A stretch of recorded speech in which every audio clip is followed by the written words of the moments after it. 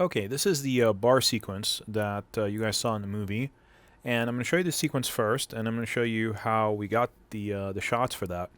There really isn't anything magical about how we did it. The only reason I'm showing you this footage is because I want to tell you some stories about how to get footage like this if you need it. It's really hard to just go into a bar, unless you know the management or the owner or some bartender there, and get permission to go ahead and just kind of start filming in their establishment, with all their customers there and everything without paying, really large sums of money usually, or just getting kicked out outright if they know that you're filming.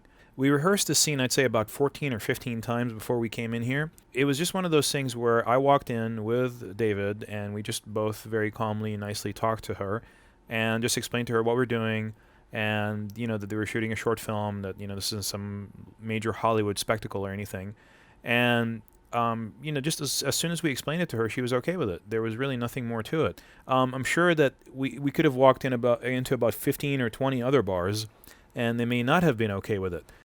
Mainly because I would say we got lucky, not just because we got lucky, but also because we were extremely nice, and we asked the bartender the whole time, "What can we do for you to make this workable? What do we have to do to make this okay for you? Do you want us over here? Do you want us over there? Would it be okay if we put this light here? Would it be okay if we put the camera here? Is it okay to put any lights up at all? Or is it not okay?" And David, our lead actor, is also a very charming person, and he was able to really help us out when it comes to getting things done. And as long as you ask the establishment, what can we do to make this okay for you? What can we do to make this workable, to not be in your way? How much time would you like to give us? 5 minutes, 10 minutes, 15 minutes? And you'll walk in, you'll get your shot, you'll walk out, and you'll have made friends for the next time. I mean, we can walk into this bar anytime we want, talk to the same bartender, and I'm 99% sure that she'll let us film again for another movie if we wanted to.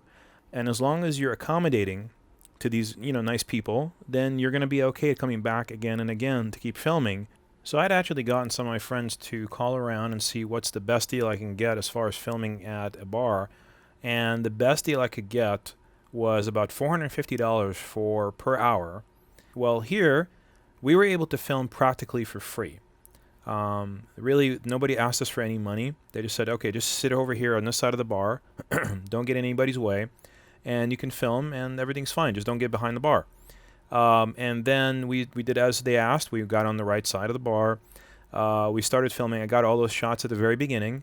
And as soon as I got enough shots that I felt, okay, I can get by with these shots. I mean, I can kind of cut them into the movie, and that's primarily everything that I need. I don't really need any more stuff. So let's see how much more we can kind of push our luck at this point. So I walked up to the bartender and I said, do you mind if we put a light back there? And she said, well, what kind of light? And I said, well, just this little battery-operated light. It's nothing major. She said, well, you can't be behind the bar. I said, that's fine. If you would like, you can put it back there. And she said, okay, that's fine. And then that gave us some nice face light for Jake. I mean, otherwise he was just kind of like at the same even illumination as everybody else in the bar, which was way too low and it didn't look good. So we were finally able to separate him a little bit from the rest of the patrons. And then after we were happy with that, we got some creative stuff. We were like, well, let's see if we can push our luck a little bit more without, of course, causing any problems. And we went over and asked the bartender if I can actually get back there and play the part of the bartender, because we had a very specific action that we wanted to try to play out, which is the action where Jake asks for a beer. The bartender gives him a beer. Then he asks for a shot. Bartender comes back, gives him a shot.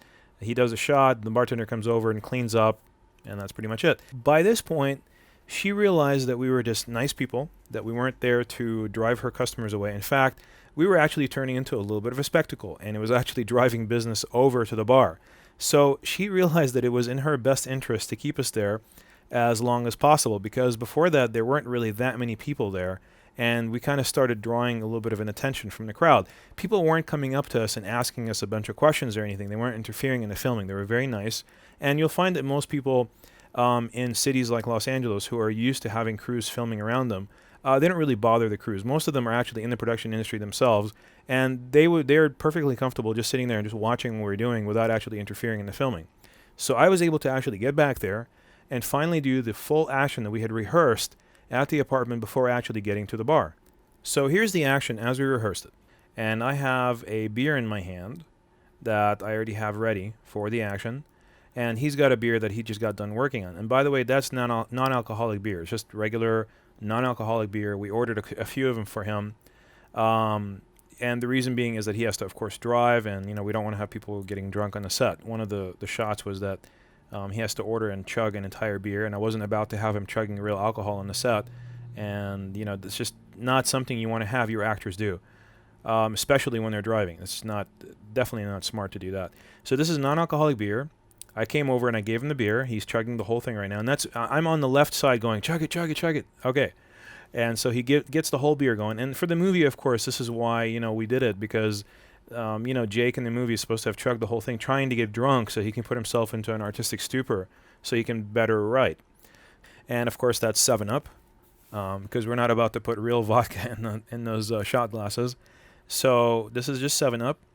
And I told him to smell it and kind of, not really like the odor or the idea of it, and then just chug it, but with a great sense of disgust, because I told him that Jake, I told David that Jake is not used to drinking alcohol. This is not something that he would normally do. And then I come over and I take all the cups of beer, kind of just leave them there, take the shot glass, and he takes over the little wet napkin, and I say, "What the heck is this?" And kind of put him down a little bit. And of course, as you can see, the beer bottle that's sitting right there, we turned the label away. And then I came back in and I blocked the frame so that we can use that as a segue if we wanted to. Like I said before, try to always give yourself some kind of a segue in and out of a certain scene. You may never need it, but if you need it, at least it'll be there. So here's one last thing I just wanted to show you. This is exactly where we put the light panel on the left side there behind the bar. We just attach it to the bar, and we dimmed it to a very particular intensity. And here it is actually dimming up on Jake's face, so that you can see the effect that it's going to have. If you didn't have it, it would just look horrible. I mean, he's being lit only by those really, really soft bar lights that are extremely dim, and it's just not enough, especially in that part of the bar that she put us in.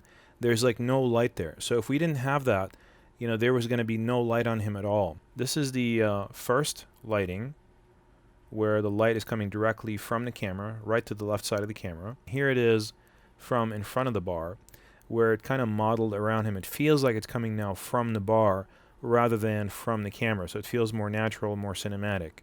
But we ended up going with this lighting and this position of the light. It's right above eye level for him, and it's off to the right side of the camera, and that's me on the left side right there. The quality, the quantity, and the direction of the light is very appropriate for the situation. You want to try when you do these things to see if you can get the shot that you need for the movie, which is something with a light on it separating your actor from the environment, from the background. Something that brings up his face so you can see his acting, so you can see his performance. Lighting is just so important. Even just a small little battery-operated light allowed us to create a nice frame as opposed to just an acceptable frame that we probably have to gain up on or do something to in post.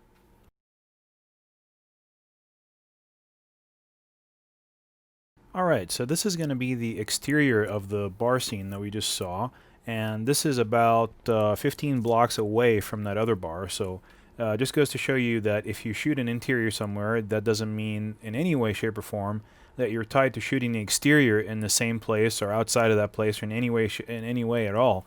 As long as you have the actor wear the same outfit, and as long as he's also in character, you're going to sell it. So the first thing we're going to talk about is going to be audio. I'm going to let you listen to the difference between lavalier audio and shotgun mic audio for this scene. Then we're going to talk about battery-operated lights and where to put them when you have a scene like that.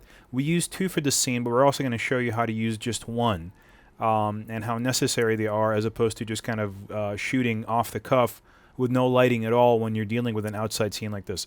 So let's listen to the lavalier audio first. Now the lavalier is mounted underneath his shirt, and it's right next to his mouth within about 6 or 7 inches away, and the shotgun is mounted right above the camera, which is very, very close to the action.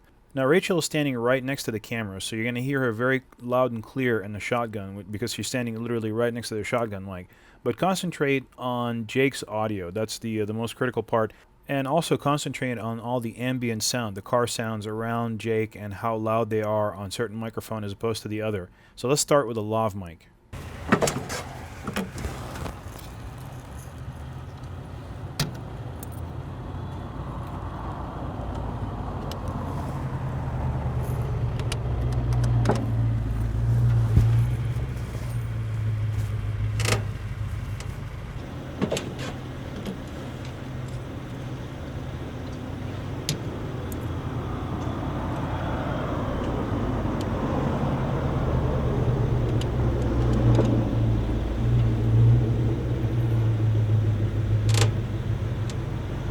So I'm hoping you heard that at that point you hear the car a lot more than you hear anything else. On the lav mic, it's a pretty clean. You can barely hear the car.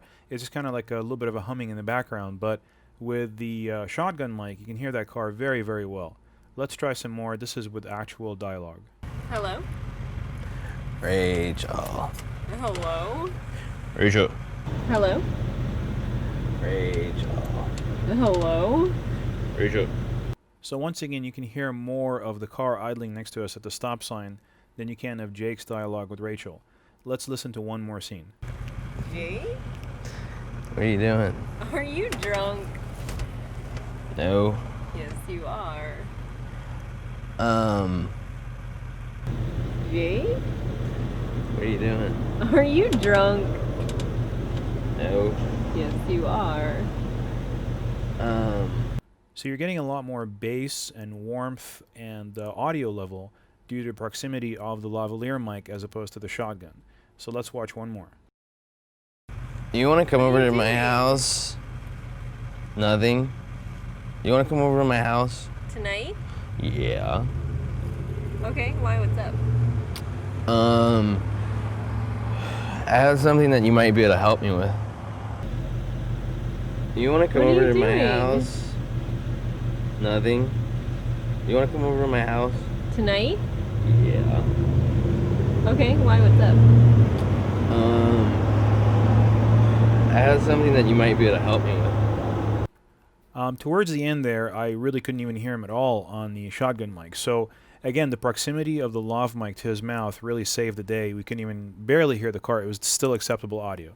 So let's go ahead and talk about lighting. Here's the set. And there's the camera, and there's Jake, and there's our first light panel right above his head. That was our key light that created the primary shadow on his face, and it filled in his features. And here it is from another angle. There's our DP with the camera. He just pulled it back a little bit to try to get a different estimation on a different angle, and we eventually moved it further back again to get more of that wide angle perspective. And here's when we added one more light. We turned off the other one just to kind of see what we're doing with the other light. We kept the one at the top for using it as a key light and in order to create the primary shadows on his face. And then we used the other one right next to it, kind of right above the camera. I know it looks like it's right next to it, but it's actually a bit further away. It's closer to the camera, and it's being used as a fill light. So let's go ahead and model these two lights and see which one is doing what.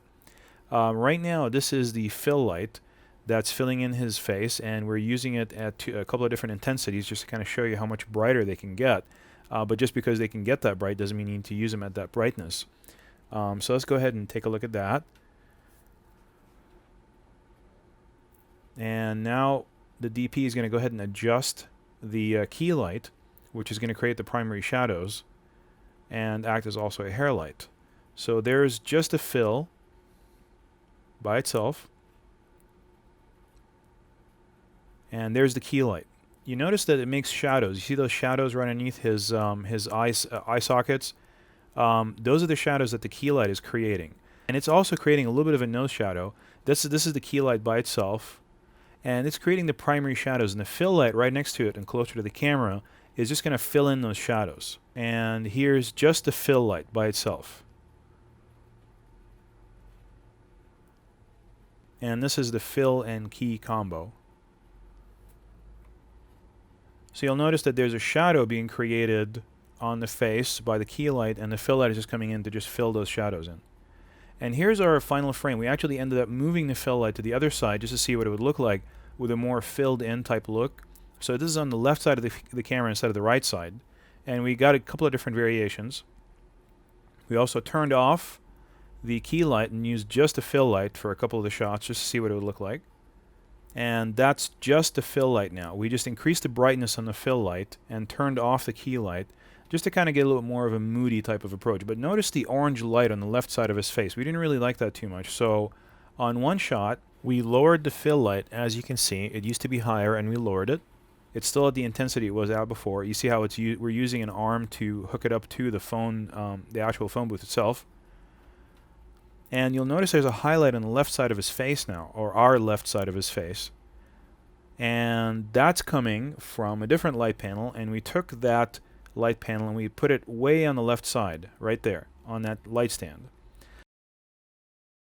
And essentially what that's doing is it's filling in that orange light that was on his face from before. So let's see the final effect of what we actually accomplished here. You notice that there's a highlight on the left side of his face now that didn't used to be there before.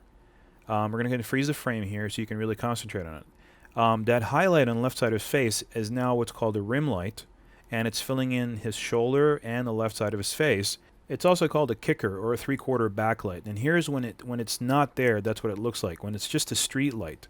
So what we were doing is trying to cover up that orange light being created by the street light. The orange light's still there a little bit, but we're pretty much trying to knock out most of it. So you can see when we flash it on and off that our light is taking over the lighting for that side of the face as a rim light. But the orange light is still kind of there, so it kind of feels like it's still a little bit of a street light. And here's when we turn off the fill light entirely. So the key light on the left side became the rim light, and on the right side we still have the fill light filling in the face. And here's what it looks like without any lighting at all. This is just if you showed up and tried to shoot with no lighting whatsoever, and let's just say you decide to turn up the gain to see what it would look like so you can get a decent exposure. That's how crazy it gets. You get a lot of grain in the shot. I mean, for me, again, this is an unacceptable frame. I've said this many times before, that using this much gain on video is just not acceptable. This is with daylight white balance. So if you were using daylight white balance, all those lights would look really, really orange. So that's the importance of using proper white balance. So let's take it down.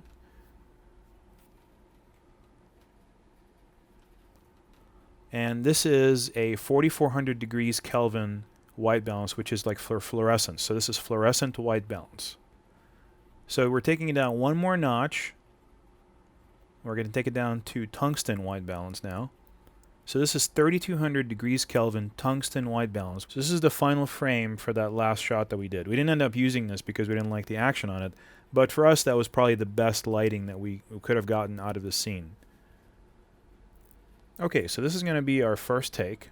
What I'm going to show you guys is essentially the progression of the actor's journey in this particular scene, and how Jake went from the first take to the fifth take, and see which one you like the best, and we'll talk about it.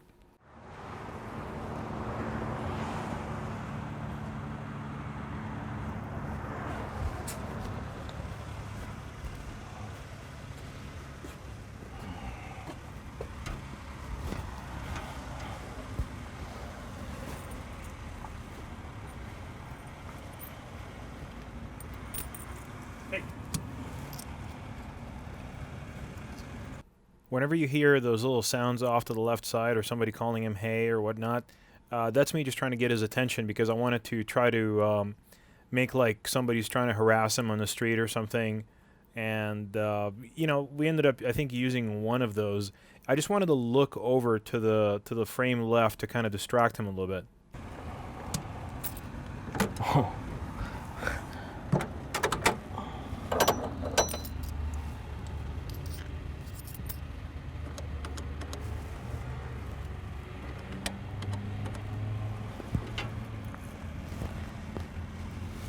Hello?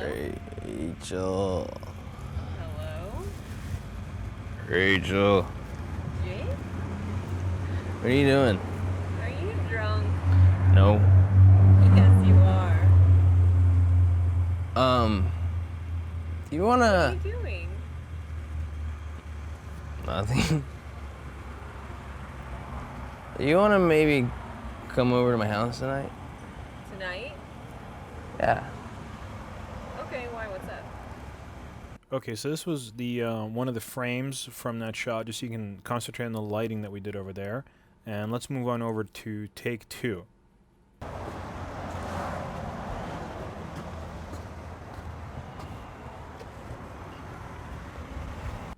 Up here is when we sent on the left side Kiana, our first AC dolly grip, focus puller, and actress, over into the shot, because we felt that the last shot was just too bare. There was like nobody walking up and down the street. It felt like it was way too late, and we wanted the street to feel a little bit more lived in.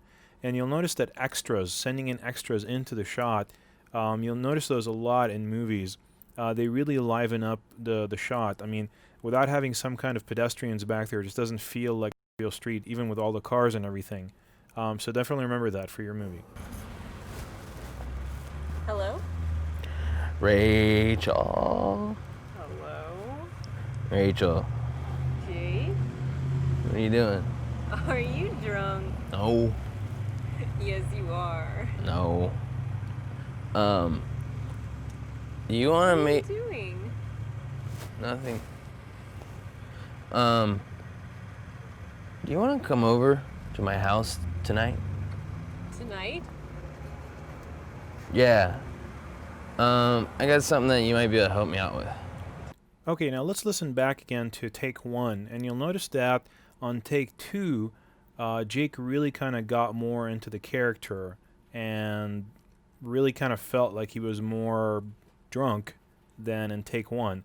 Listen to the change in the tone of voice. I'm going to play first take two, which is the one we just saw, and then again right after that take one, and you'll notice the improvement in take two. Do you want to come over to my house tonight? Tonight? Yeah. You want to maybe come over to my house tonight? Tonight? Yeah. So hopefully you'll have noticed that he was more in character on the second take, and on the first take, kind of while he was actually playing through it, he lost character a little bit and kind of got back into it, forgot that he was drunk, and then got back into it again. So you'll notice that as we progress through the takes, he gets better and better at it.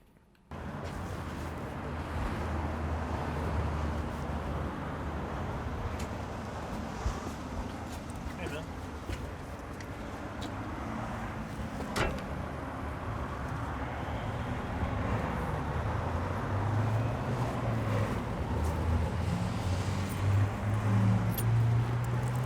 Good luck with that. Thank you. Big dog. And that is called an actor's faithful reaction to a sudden occurrence. We did not cast that person and his dog to walk through the set. That was an actual pedestrian walking through our background. And Jake's reaction in this situation was so honest and so faithful to his environment. That is what makes a professional actor a professional. He faithfully reacted to something that was totally unplanned. He saw a man walking a dog, and he reacted to it as though we had actually put that person in there as an extra. And that's just a wonderful thing. You always want to try to make sure to coach your actors in that direction, to react faithfully to occurrences in the environment.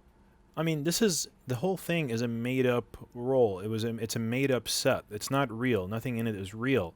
But as a professional actor, what David Lee's job in playing Jake is to react to this imaginary environment that I created in a very realistic way that fits his role and it fits that environment. And that is exactly how Jake would have reacted to seeing a guy walking a big dog while Jake is drunk. I mean, he totally was in character. But it's just nice to know what to expect from an actor so that you can coach them with that and work with them on it before you actually walk on the set. Tell them, hey, if something happens like this, just go with it. No big deal. We don't have to stop filming. Don't make like it didn't happen, but just react to it in a natural way. And you'll find that they get better and better at it the more they work with you and the more they trust you as a director, because they feel like if they actually do it, you're not going to get mad and say, oh, just stick to the script. Don't go in any other direction other than the one I told you to go in. It's the more they work with you, the more they trust you, the more they'll feel at ease and comfortable in reacting to these situations in a truthful and an honest way. Rachel. Hello? Rachel. Jay? What are you doing? Are you drunk? No. Yes, you are. You want to come What are over you to my doing? house? Nothing. You want to come over to my house? Tonight? Yeah. I would say that this wasn't as good as take two. Some people might disagree. That's just my opinion. But let's just watch take 1, 2, and 3 as we just shot them. You want to maybe come over to my house tonight? Tonight? Yeah. Do you want to come over to my house tonight? Tonight? Yeah. You want to come over to my house? Tonight? Yeah. I also want to show you one last thing before we move on to the next take, and that's something that that David improvised here. You can see where he kind of like pulls away to the left and then comes back. We couldn't quite see exactly what it was at first, but then we kind of figured it out. And here's behind the scenes of what it looked like. And he just improvised this all on his own, and it was just absolutely wonderful. That's another thing that you have when you have a professional actor. And here's take 4 coming up. Hello? Rachel? Hello? Rachel, Jake? what are you doing? Are you drunk? Yes, you are. No. Hey, you What wanna... are you doing? Nothing. Do you wanna maybe come over to my house? Tonight?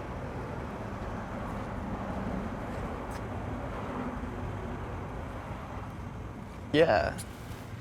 Now, I think that that's absolutely fantastic. That was a great take, and he really had a great hold on his character. Again, a lot of other people would disagree. It's always a personal relationship you have with your footage. When you look at it and go, wow, that's something I like, and then 2 other people will watch the same thing and they'll have 2 different opinions. As a director, it is your singular approach to this movie or to any movie that you'll ever make that makes it a defining work of your nature and of your style. The more you listen to other people, I think, when it comes to your work, the less of you is going into the work. When it comes to expressing yourself and expressing an idea that you had, whether it be a script or any other idea, you want to try to make your own decisions as much as possible, because that's what makes it your work and it defines your style. So let's compare takes 1 through 4 again now. You wanna maybe come over to my house tonight? Tonight? Yeah. Do you wanna come over to my house tonight? Tonight? Yeah. You wanna come over to my house? Tonight? Yeah. Do you wanna maybe come over to my house?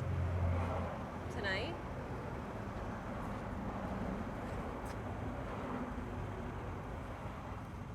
Yeah.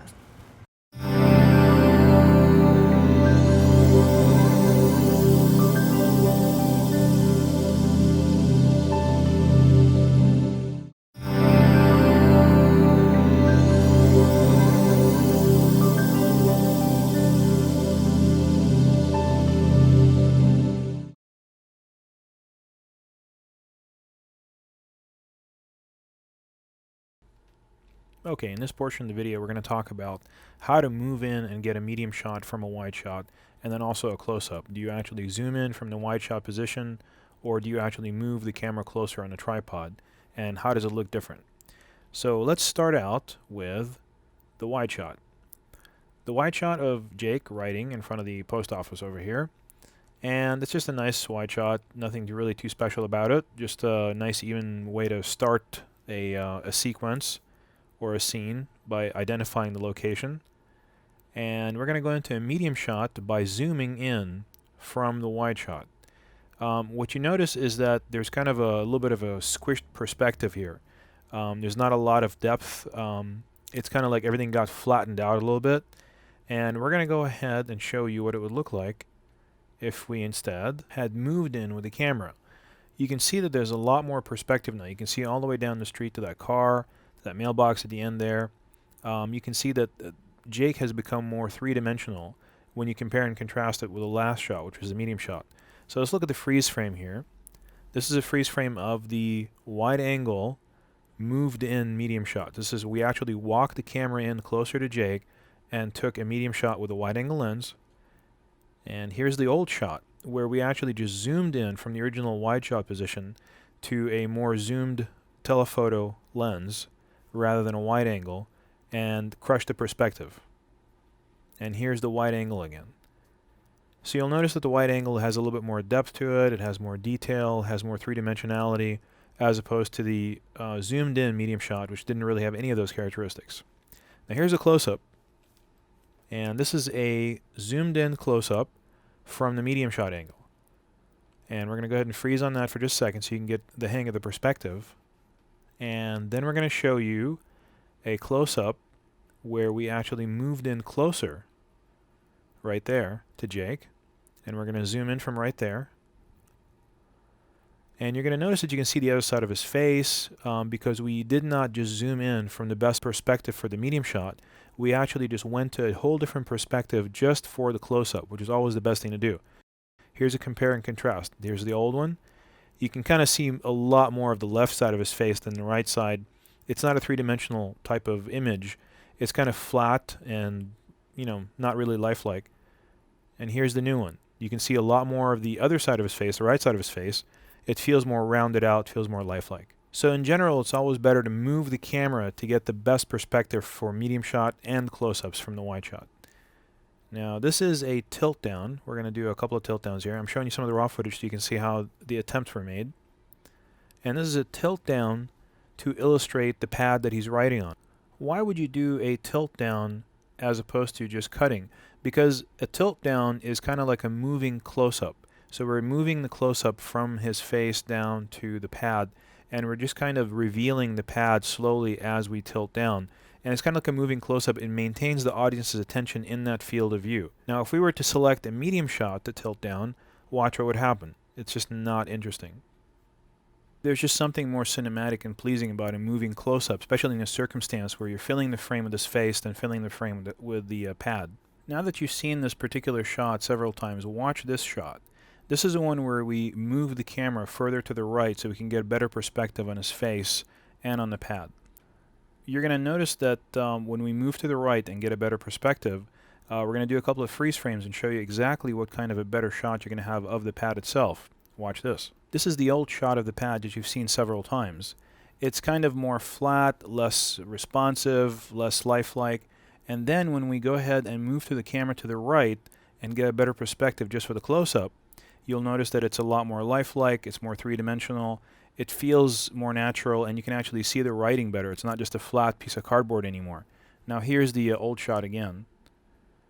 Major difference. I mean, you always want to make sure that when you go for a close-up or go for a medium shot, you want to move the camera into the best position. Don't just zoom in from the wide shot. That's kind of lazy. You want to actually move the camera, get the best perspective for the medium shot and the close-up. Now I want you to concentrate on this freeze frame for a little bit. We're going to talk a little bit about composition. This is something that's going to be kind of hard to understand at first, but if you concentrate on it, you'll see exactly what I'm talking about. The left side of the frame can always hold more pictorial weight, which means that it can hold a larger object. You have to think of the person here, Jake, as being just an object in the frame. Watch what happens when you flip it over to the right side. Something feels wrong. It just doesn't feel like the right side of the frame can hold that kind of a weight of an object. Watch what happens when you flip it back. Bam. It just feels right. It just feels like the left side of the frame is able to support more. It always comes back to, as a Western culture, our reading eye. We read from left to right, and it always feels right when something is in the left side of the frame and has more mass to it, as opposed to on the right side of the frame, as you can see in this particular shot. So here's what that means for you as a filmmaker. If you want to create a cohesive, unified and natural, normal, just peaceful frame, you want to put your subject on the left side. That's where it's going to support the most amount of mass or weight, pictorial weight. If you want to create uncohesiveness or an unnatural feeling or put the audience at ill at ease, you want to put your subject over to the right side. It just feels wrong. It feels like they're facing in the wrong direction. It's going to add to the tension of the shot and help you create a more tense moment or a tense scene. Okay, from this sequence in the movie, we're going to learn a little bit more about gamma settings and what gamma does to your picture, as well as guiding your actor on the set and guiding their looks and where they're looking and getting them to kind of respond to the script in a very organic way, and also framing. So let's go ahead and start out with the first sequence right here where he's walking towards an art store and he's looking at some paintings in the movie. and we're going to go ahead and discuss different ways of framing to get the best kind of depth and doing handheld shots. These are all handheld shots, and you'll notice on this shot it's pretty stable, and the reason it's stable is because I'm just leaning against the wooden frame of that particular store. And this shot's pretty nice. It's got a lot of twinkling lights in the background. We're going to look at an alternate shot that doesn't have that and to look and see if it's more interesting or less interesting. So let's go ahead and get started. This is the first shot that I did at that art store. And it seems really, really dark, but it's kind of, I liked it. It was kind of moody. All the skin tones are extremely dark, but I was able to use it for just a very brief amount of time. I really liked the way that that looked. There's nothing in the rulebook that says that every shot has to have pure white in the frame and has to be 100% exposed when you're using it for effect. Now listen to when I asked Jake over here to recount exactly what he's supposed to be feeling when he looks at these paintings. And what are you thinking about when you're doing this? Success. Right now I'm a poor, struggling writer. I barely have a pot to I don't even have a car. I gotta drive my bike to the job. And all these beautiful landscapes with houses and whatnot. Someday. So there's no such thing as just telling an actor to look at point A, point B, point C, point D without some kind of an emotion behind every single look that he's doing. There's no such thing because it's going to look flat. It's going to look pretty much completely uninteresting and fake when they do it like that. You got to give your actor some kind of a background for every single shot that you do. Some kind of a way for him to establish an emotional connection with the scene and base his emotional faculties on that particular background. So essentially I told him what to do in this circumstance as what he's feeling. He's feeling that, you know, every single painting has some kind of a beautiful house in it, some kind of a beautiful landscape, and he yearns for that. You know, he wants to succeed as a writer. He wants to be able to own his own home. He wants to be able to make it in the world. I mean, the character of Jake is not stupid. You know, he wants to make it, monetarily, not just as a writer. He wants to succeed in many different ways and not just in becoming a good writer. He doesn't want to be a poverty-stricken poor writer sitting at home. He wants to be a good writer, and he wants to make a financial gain off of it. So when he sees these paintings and, you know, he admires what's inside them, I wanted him to feel that and actually show it in his eyes. And so that's why I told him the background for these paintings. So after I gave him the background, I gave him exactly where he's supposed to look so that his eyes end up close to the camera. Point A to point B, point C, and then finally point D. And the reason I gave him that sequence is, like I said, I wanted his eyes to end up towards the camera at the very end. So I gave him the background for the shot, I gave him the sequence of looks, and then I gave him the final ending point and the beats. Beats being exactly how long he's supposed to hang at each particular painting before we're moving on to the next painting. And the end point of this whole thing is that you don't even need to really show the paintings anymore. You kind of know what the guy's feeling just by looking in his eyes. You can kind of tell what's going on inside that head without actually seeing what he's looking at. Now here's another shot where he walks up to the stores. That's the entrance shot into the scene. And I want you to look at this particular shot and how kind of like flat and dull it is. Let's concentrate on the freeze frame here for a second. And then we're going to look at an alternate shot where we shot it in a slightly different way. Just by adjusting his blocking, we were able to get the camera a little bit to the right and him further to the left. And then watch this. We get all those nice highlights in the background of the street lights and the cars and a person walking up the street, a pedestrian, which just makes the whole scene just so much more lively and realistic. We did a freeze frame here so you can see exactly what it's like just by adjusting his blocking. We didn't really do anything else. Same zoom and everything. And here's the old shot. So you can really see a striking difference. Just by adjusting the blocking of your actor and kind of being conscious of the background at all times, you can end up going from this frame over to this frame, which is just so much better. Now here's a shot where he's walking up to the store. So we're going backwards here. I did all the close-ups first, and then I did the medium shot. Now I did the walk-up, which is the opening wide shot. And I wanted to get done with this thing quickly. So I had him walk up in a wide shot like that to illustrate the location. Then I zoomed into a medium shot for the actual exit from the frame. When I knew that his eyes were at the final position and he was ready to go, I had him walk out of the frame in a medium shot. That allowed me to enter the scene in a wide shot and exit the scene in a medium shot, but still with good continuity of the fact of where his eyes were looking and kind of save time and instead of having to go back and redo the whole thing as a medium shot. Now here's the shot where it's the reverse angle of him walking up to the stores. See that I allowed him to walk into the frame, and I'm on the correct side of his eye line. I'm always on his right side of his body. And when I switched to the other angle, I was on the correct side of the eye line the entire time, never went to the other side of the eye line. I was always closer to the store than he was. And that's really important. It's really important to stay on the correct side of the eye line because it just makes for better cutting in post, and you'll see that later on. Now in this particular shot, I'm showing you the bad white balance. This is the incorrect white balance that you would want to have for this particular shot. Everything is really orange, nothing feels neutral or normal. This would be the correct white balance that you would want to have for this particular shot. It is at tungsten 3200 degrees Kelvin instead of the daylight balance, which was the first white balance. And this is a lot more correct because it feels right. And under these particular lighting conditions, that's the light, the street light's actually making that kind of light. It's a sodium vapor lamp, and you're able to get better results when you're shooting under sodium vapor lamps by shooting at a tungsten white balance rather than a daylight white balance. Now here's a shot where I was having him walk up, kind of throw away some garbage, and then walk right past the camera. He walks within inches of the camera. It didn't feel like it was right for him to really kind of bounce off so far to the right without some kind of a light gag. We did a light gag where we turned on the headlights of this particular vehicle to make it feel like he has some kind of a reason to go all the way to the right side of the frame and get out of the car's way and then pass really close to the camera. It also illuminated his face. Now here's what happens when you just have it on the whole time. It doesn't really, have any kind of a dynamic quality to it. There's no reason for him to do that. It just feels like it's a light, but it doesn't feel like it's as organic as when you have someone, moving to the right to avoid coming at them, and at the same time illuminating their face. Now here's also some different white balances that we did. Being that this light up here is a mercury vapor lamp and not a sodium vapor, we used a daylight white balance for this shot, and that's why all the other lamps around it seem orange. And I also want to draw your attention to my shadow right there on the left side. That's the camera shadow, and that's why I was not able to use this shot in the movie. Back when I was shooting, I did not notice my camera shadow.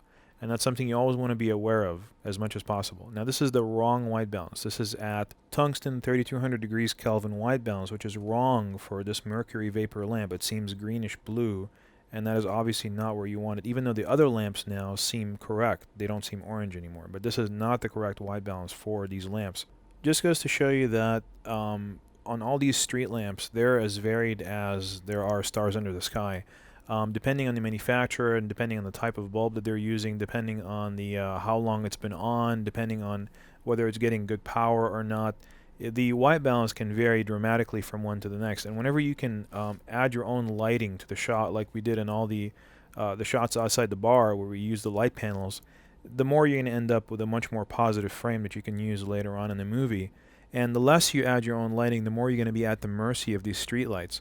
But the least that you can do, the most important thing and the least that you can do is at least to get the correct white balance so that there's no cast on the frame, so it doesn't look too green or too orange or anything like that, but to try to get them to be as white as possible, and that way you can get the best footage for use in post.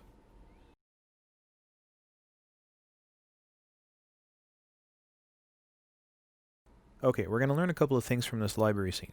Primarily the importance of rehearsal, especially before you walk into a scene where you're kind of stealing a shot like this and you're not really supposed to be there.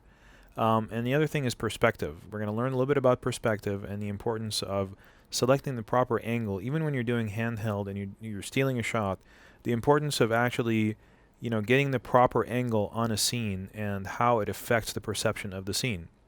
So here's the scene that we did. We did the actual medium shot of Jake, and we did the reverse angle of Rachel, and she starts stacking the books in front of him, pretty much all the research that he's going to have to do about writing, and her reverse angle again, and his close-up. And now we're going to watch the rehearsal that went on the street outside the bookstore before we actually walked in to shoot this particular scene. So what we're going to do is we're rehearsing essentially before we walk into the bookstore exactly how we're going to do this thing. So what I want you to do is you're going to be like, you're going to have a book inside your hand, you're like you're reading, and every once in a while you're going to look up, actually up like above my head, above camera right up here, and with your whole face.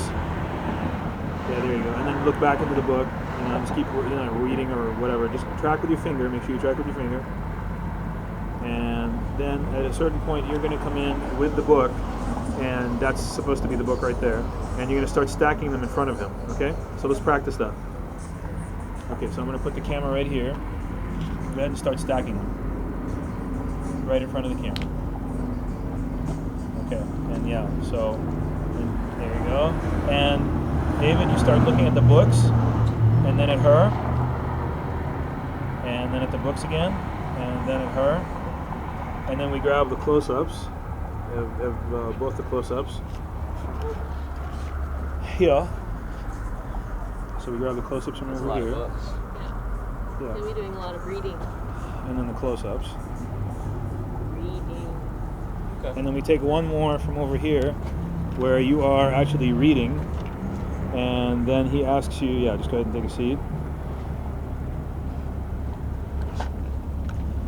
And then every once in a while he's going to talk to you, and you just have a conversation together. Okay, so we got the gist of the importance of the rehearsal, because when you walk into a set like this and you're not really supposed to be there, you only have a few minutes to kind of get what you need and get out of there before somebody kicks you out. And the importance of having everything ready to go before you walk in is what makes this thing feasible, so that you can actually have a salvageable shot that you can use later on in post. So here's the medium shot that we got of the book stacking. And of course everybody knew their exact action. And if you compare it right back to the rehearsal, you'll see that we did it exactly the right way, exactly the same way as we talked about it. Of course we used the book purse instead of the books, but you know, you get to kind of use whatever is available to you. If you don't have the actual props that you're going to have inside the set, you use whatever is available. You'll see that this is exactly the same shot. Everything's framed exactly the same way. Everybody did their action exactly right because we rehearsed. We rehearsed this thing 2 or 3 times. We walked in, we did it the first time, we walked right back out. None was the wiser.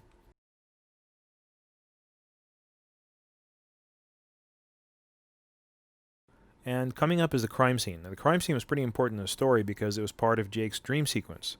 And the dream sequence is also pretty important because that's what prompted him to get back into writing. So here's our actor, Jonathan, who's actually a real LAPD cop. And here's one of our actresses, Tatiana, and she's collecting a sample of actually chocolate syrup and water. That's what that blood is right there. We got him a little bit of a fake pistol there to use. We didn't want to use any real guns on the set, which always helps to have, you know, a fake pistol on the set that is registered to be used for this type of filming. And also, I'm pretty sure that in most states and in most counties, you have to have a police officer on the set in order to be able to have any kind of a weapon, whether it be a false or a real weapon on the set, or an armorer, which is a person who's registered to use these weapons and gives the weapon to the particular actor for just that one scene. And we got them into correct position of where we're going to be. We put up the police tape back there and got his car position as to pretty much where it's going to be when he parks it before he comes out and comes over to the scene. And we did a little Macbeth color checker chart to make sure that we had the proper colors. And then we started with our first take on our first angle. And there comes the car in the background. That's Jonathan's car. And he's going to drive it right up to the police tape. And the first time he did it, he drove the car and nosed it into the right. And on the subsequent take, I asked him to nose it to the left so that when he comes out of the car, I can see him better. And we also noticed that on this particular angle, the first thing that we did is that we always see is really Tatiana's back. We don't see him walking up. It's a bad shot. There's no tension being built. There's no action. There's nothing interesting really in the frame at all. So we did one more, and you can see me signaling up there on the left side to Jonathan to bring his car over, where we went to a slightly lower angle to kind of make the police officers larger than life.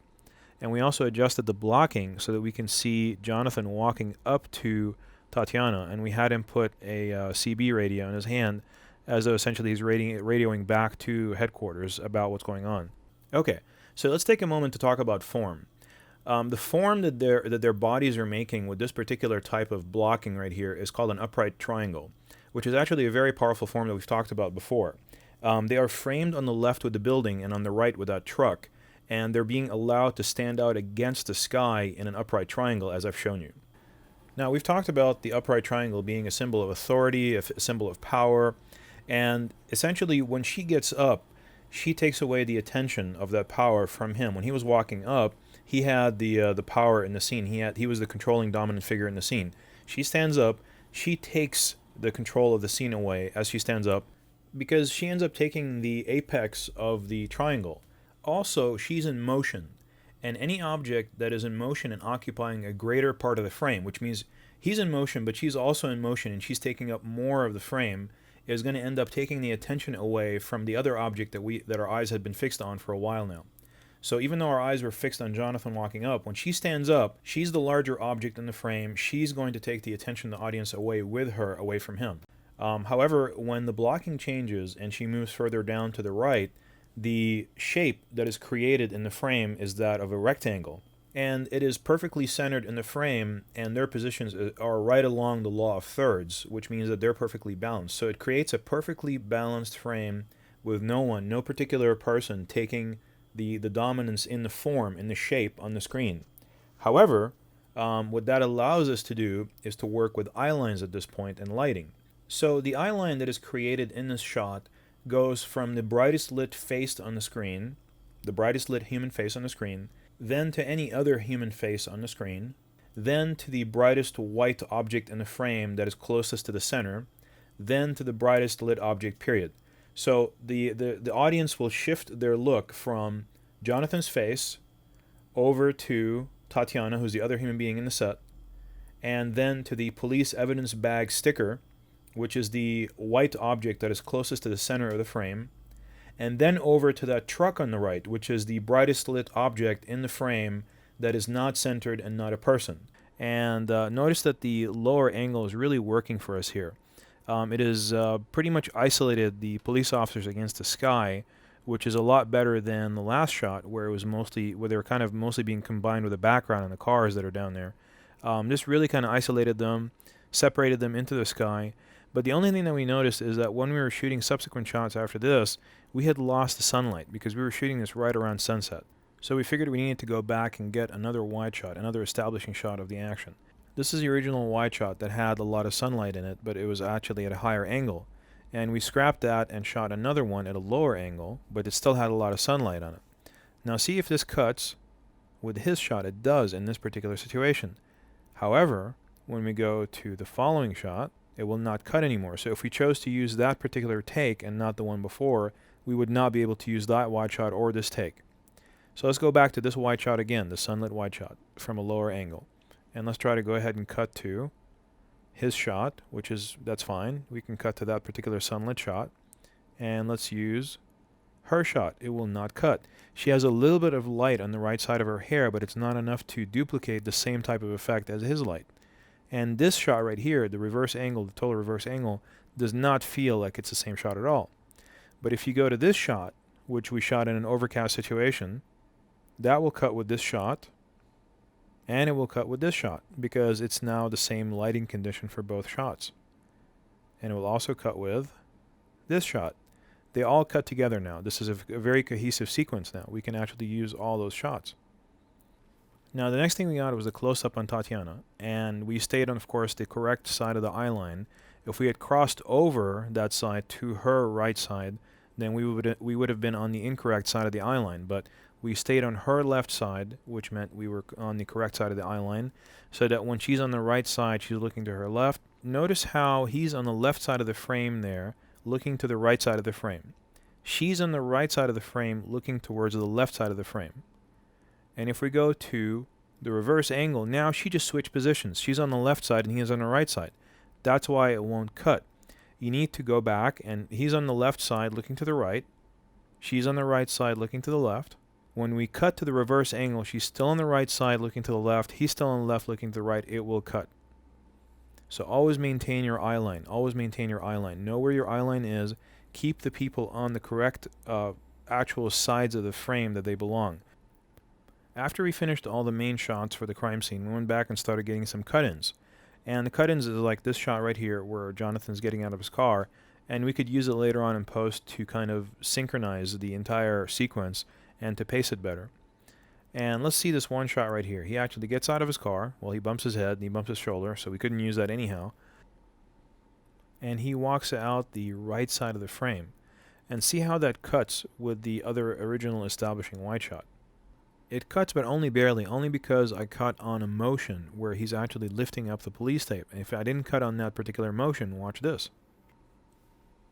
This time I'm just going to go ahead and let him just put on his coat and cut with the coat. And see what happened? Your eye goes from the right side of the frame, jumps to the left side of the frame. Watch it again. Just concentrate on his face, which is where everybody's usually looking, and then it just jumps to the left side. Now, however, go ahead and concentrate on this particular one right here, where he's already starting on the left side, and he goes and stays on the left side. So it's much easier on the eye. Let's watch it again.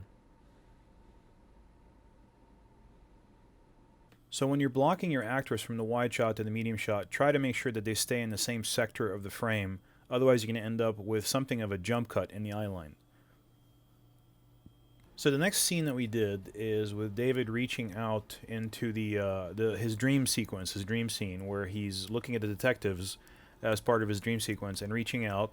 And that's where we left him off on the couch, and then we cut directly into the scene. And he's watching the two detectives at the crime scene. And we shot the wide shot first, and then the medium shot, and then the reverse angle. And notice that he's moving his head in the exact same direction every single time as when he was back at the apartment on the couch. And also notice that it is a static shot, not a moving shot. We don't pan or tilt or anything like that, because it makes it a lot easier for us to cut it with the post-production, in post-production with the shot that we did on the couch. Also notice it's about the same perspective, pretty much about the same height, especially when we get to the medium shot right there. That's about exactly the same height as the couch. And notice also that his action, when he's panting, his chest and his upper body is rising and falling, so that his action matches what he did back in the apartment on the couch. And everything looks exactly the same. Notice he's also turning his head all the way, just like he did back at the apartment. So everything is exactly matched. So when we cut to it from the apartment scene, it's going to seem like it's a good cut. Also notice the detectives blocking.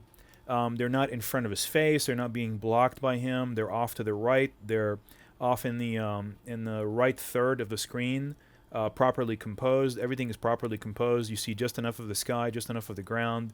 You get a sense of the place. You know exactly where it is. But at the same time, everything is going to cut perfectly with what we shot back at the couch. And then, of course, we have the reverse angle. And because we were directly behind his head, and now we're directly in front of him, he was centered before, and now he's centered again, then we don't have to be off to either side of him. This is going to match also exactly with the shot of him on the couch, as long as he's looking in the exact same direction as he was on the reverse angle. So when we're in the wide shot, when he looks off to the left, he's supposed to actually look off to the right here. When he's looking off to the right, then now he's supposed to look off to the left. Luckily, we got a big variety of shots, but the one time when he stares off to the left side, when he's staring at the detectives, that's when we're actually supposed to be 100% dead on as far as where he's looking, matching that with a wide shot. And notice how I'm also lighting him with the light panel to fill in his eye sockets and his face in that light that we had over there, which is kind of like very unflattering light. It's kind of like nothing but skylight. Everything's even, all exactly the same. So you kind of have to bring up your actor's face a little bit to kind of separate him from the background a little bit. So now let's talk about group eye lines. Let's say if you have a group of people, 3 people, and you want to make sure to match eye lines between them when you're cutting back and forth, here's how you're going to do it. This is the scene that we shot where supposedly Jake is directing these actors in his own movie. So it's kind of like a movie within a movie at this point. So he was kind of seeing into the future when he was part of the dream sequence as far as the detectives, of him actually directing these actors in the future in part of his own movie. So we're going to use some freeze frames, and we're going to look at the eye lines that we used here in this sequence to make sure that we understand that when we walk into a situation where we have 3 people talking to each other, we know which side of their shoulders to put the camera on in order to make sure that that we have eye lines that will cut back and forth between different people in that group. So let's start with the first one. Now, when we look at a scene like this from up above, we have person A on the left, person B at the top, and person C on the right. And when we want to establish the eye lines between them, there are 3 separate eye lines. The eye line between person A and B, B and C, and A and C. Each one of them is a separate eye line altogether. So, if we wanted to have a conversation between person A and person C, and we have a close-up or an over-the-shoulder favoring person A, we have to put it over person C's left shoulder, as in the situation. So in order for us to get the best angle on Jonathan right there, we have to put it over Jake's left shoulder. In order for us to get a close-up or an over-the-shoulder favoring person C, we have to put it over person A's right shoulder because we're staying on one side of the eye line. So there's the shot of the over-the-shoulder favoring Jake over Jonathan's right shoulder. Now we could have still done it on the other shoulders if we had established them starting on that shoulder, but because we started on this side, on the bottom side of the frame here, or essentially on the left side of Jake, on the right side of Jonathan, we have to stay on that side for the entire time when they're having a conversation. Now when the conversation shifts to Jake talking to Tatiana, person C to person B, we have to stay on Jake's left shoulder. So here's the shot. This is a shot, an over the shoulder favoring Tatiana over Jake's left shoulder. So we stayed on the correct side of the line. If she wants to have a conversation with person A, we were going to start on her left shoulder and over Jonathan's right shoulder. That's what the shot's going to look like. She's going to be in the right side of the frame. He's actually in the middle right now, but he could have been more on the left. It doesn't matter. As long as the proportion or the way that they're organized is correct. She's on the right, he's in the left. Don't forget, we made a creative choice to stay on a certain side of the eye line. You don't have to stay on, person C's left shoulder, person A's right shoulder. It doesn't have to be that way. You can choose to be on the other side if you wanted to. That's fine. As long as you stay on that side the entire time when those two people are having a conversation, then you're fine. But it's also a lot easier when you're organizing people in a triangle like this, in a triangle configuration, to stay on the more shallow end of the triangle, which is the bottom end of the triangle, and let the apex go away from the camera.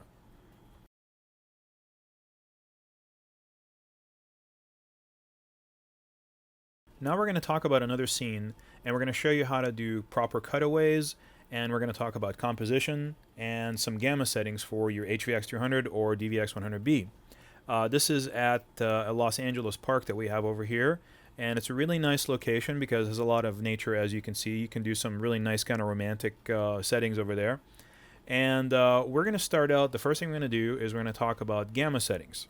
So here we are in a nice outdoor type situation. There's a lot of green grass, white, and skin tones for us to judge what we're looking at. This is Cinelike D Cinematrix. Notice that the skin tones aren't very saturated and the gamma response is pretty flat and gray.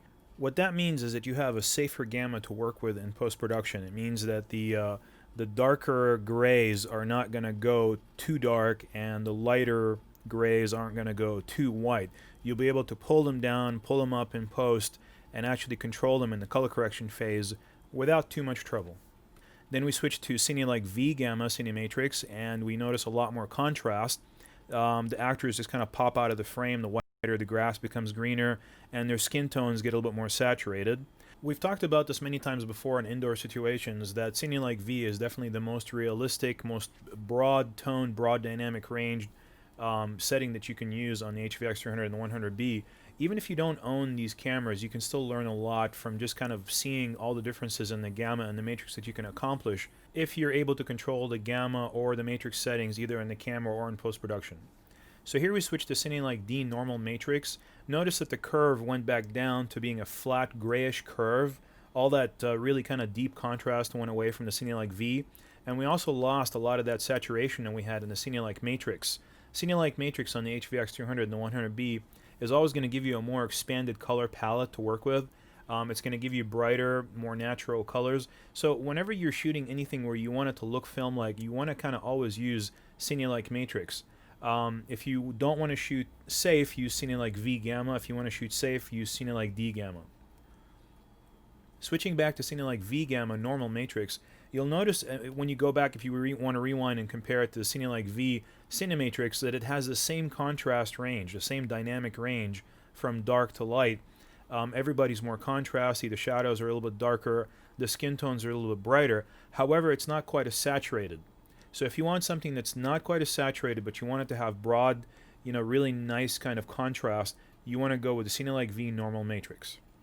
when you want to go with something that boosts just the red part of the frame, if you have anything that's red in the frame and you want to just boost that, you want to go with the fluoromatrix. This is seen like D gamma fluoromatrix, so you went back to being a more of a grayish dynamic range. If you go to seen like V gamma fluoromatrix, you'll notice you get all the dynamic range of the seen like V setting gamma.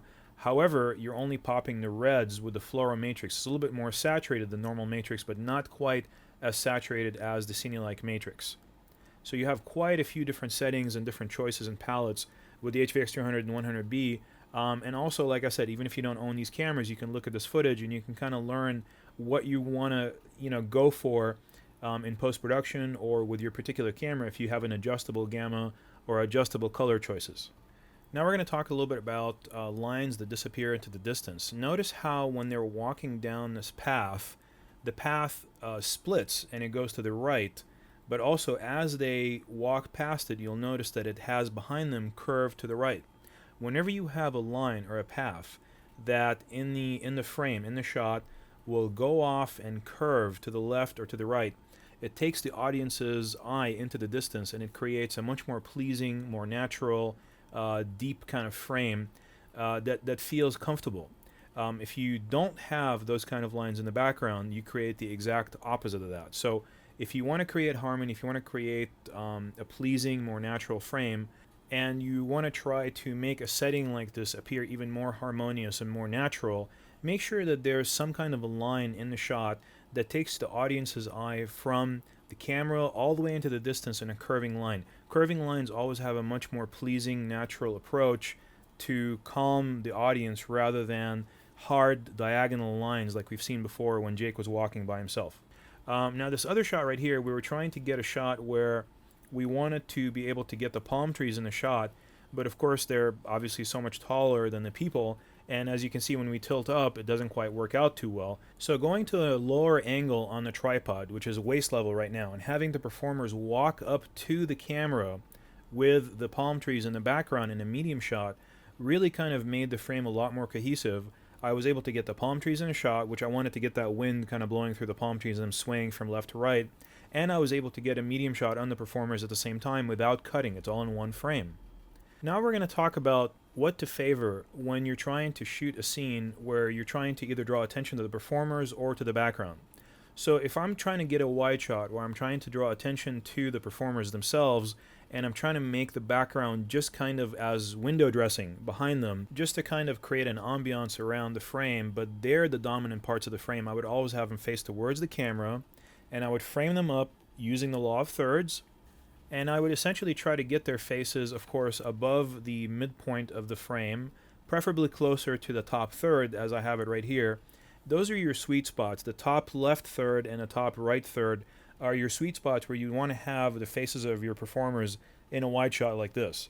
And this way they dominate the frame, they become the focal point of the frame, and the background just becomes a setting to create ambiance for them. And again, none of these principles are set in stone. They're just established principles, but that doesn't mean you have to use them every single time.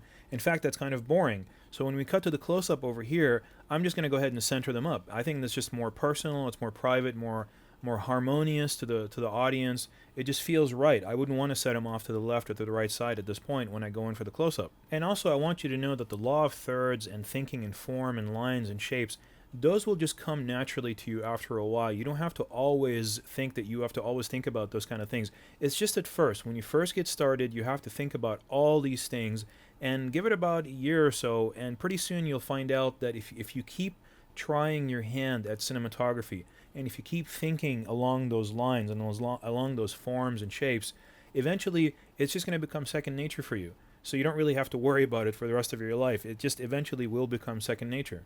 You'll see a scene where you feel that you want to evoke a certain emotion, and before you know it, you've framed up your actors, you've got everybody in the right situation so that it actually evokes that emotion without it ever reaching the conscious level of your thinking. It all becomes an unconscious, subliminal kind of workings of your brain, where you just put your performance in a certain way, you put your camera in a certain position, you light everybody in a certain way, you shoot it, you're done in a few minutes, you never even entered the conscious level of thinking. So here's that same scene by the pond where I wanted to draw attention to the setting instead of the performers. So what I did in this particular case is I gave you several different configurations of the exact same shot.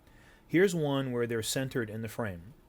Now here's one where I pan off to the left side and they become off to the right hand side of the frame. Even though they're composed along the line of thirds at this point, it doesn't feel right because they have no face room, they have no look space to the right side.